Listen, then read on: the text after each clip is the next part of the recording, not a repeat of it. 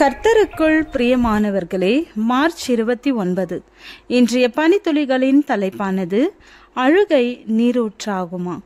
வசனம் சங்கீதம் 84 அதிகாரம் 6 வசனம்.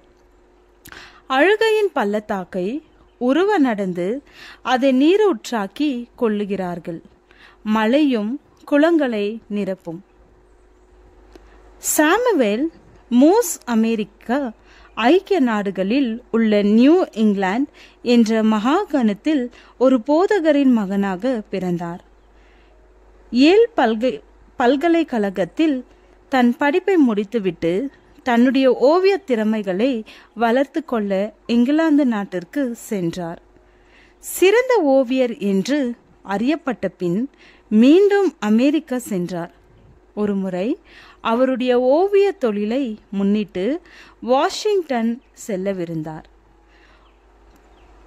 புறப்பட்டு சென்ற பின் அவர் மனைவி இங்கிலாந்தில் இறந்து விட்டார். அச்செய்தி வந்து சேர அதிக காலதாமதம் ஆகிவிட்டது. மனைவியின் அடக்க ஆராதனைக்கும் வர முடியவில்லை.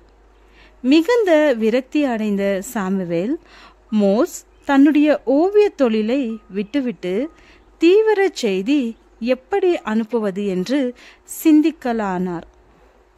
தன்னை போலவே யாரும் வேதனைப்படக்கூடாது என்று டெலிகிராஃப் என்னும் தந்தி கருவியை கண்டுபிடித்தார். உலகிற்கே அது ஒரு ஆசீர்வாதமாகவே இருந்தது. சமீப காலங்களில்தான் இக்கருவி உபயோகப்படாமல் போய்விட்டது. ஆபத்து காலத்தில் என்னை நோக்கி கூப்பிடு, நான் உன்னை விடுவிப்பேன், நீ என்னை மகிமைப்படுத்துவாய்.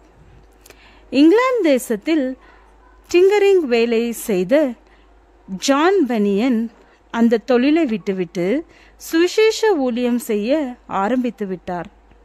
மிகுந்த மன உறுதியுடன் பிரசங்கம் செய்தார்.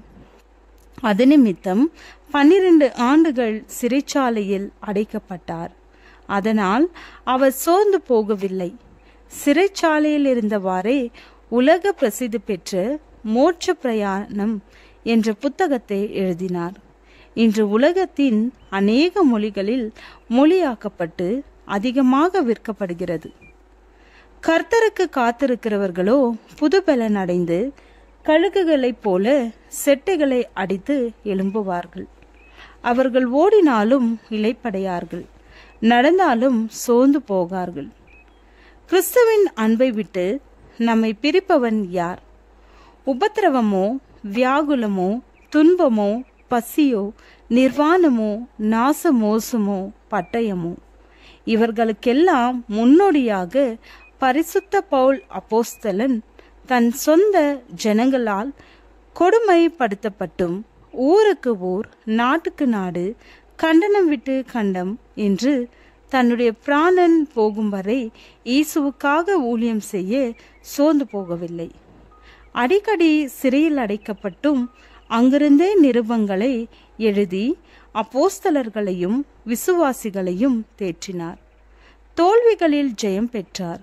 நீங்களும் அழுகையை நீரூற்றாய் மாற்றுங்கள். ஜெபம். அன்புள்ள ஆண்டவரே, அழுகையின் பள்ளத்தாக்கை நீருற்றாக்கி கொள்ள உமது வல்லமையை தாரும். ஆமென்.